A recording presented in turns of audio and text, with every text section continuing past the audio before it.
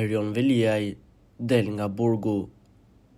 Në një zhvillim të rëndësishëm që ka tronditur skenën politike shqiptare, kryebashkiaku i Tiranës, Erion Veliaj, pritet të lirohet nga burgu pas një periudhe të shkurtër arrestimi.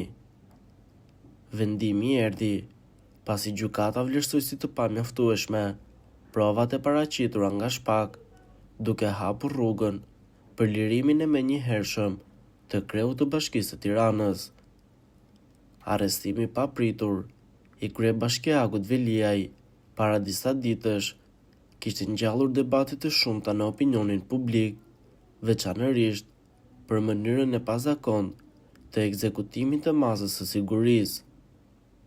Fakti që arrestimi u krye në mënyrë të menjëhershme pa një seancë paraprake gjyqësore kishte ngritur pikpyetje të shumta mbi procedurat e ndjekura, duke bërë që ekspertët ligjor të ngrenë shqetësime serioze për respektimin e procesit të rregullt ligjor.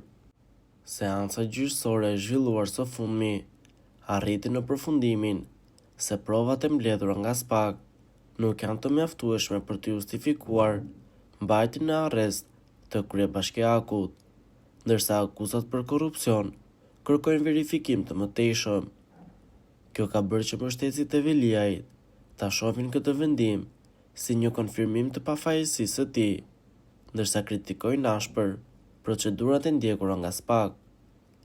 Nga ana tjetër, kundërshtarët politik vazhdojnë të shprehin dyshime për procesin gjyqësor dhe kërkojnë transparencë të plotë për dosjen.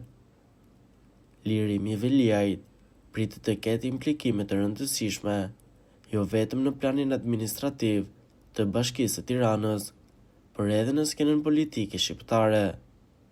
Rikthimi i tij në detyrën e kryebashkiakut do të mundsojë vazhdimsinë e projekteve të bashkisë, ndërsa në planin politik, kjo ngjarje ka nxitur debate të forta për rolin dhe funksionimin e Shpakut. Ekspertët ligjor theksojnë se ky rast duhet të shërbejë si një mësim i rëndësishëm për institucionet e drejtësisë në vend, duke nënvizuar rëndësinë e respektimit të procedurave dhe nevojën për mbledhjen e provave të mjaftueshme përpara se të merren masa të rënda si arrestimi. Në ditët në vijim, pritet që Veliaj të kthehet në detyrë, ndërsa hetimet nga Shpak do të vazhdojnë, për tashmë me një qasje më të kujdesshme dhe të bazuar në prova konkrete. Po ju, çfarë mendimi keni për këtë situatë?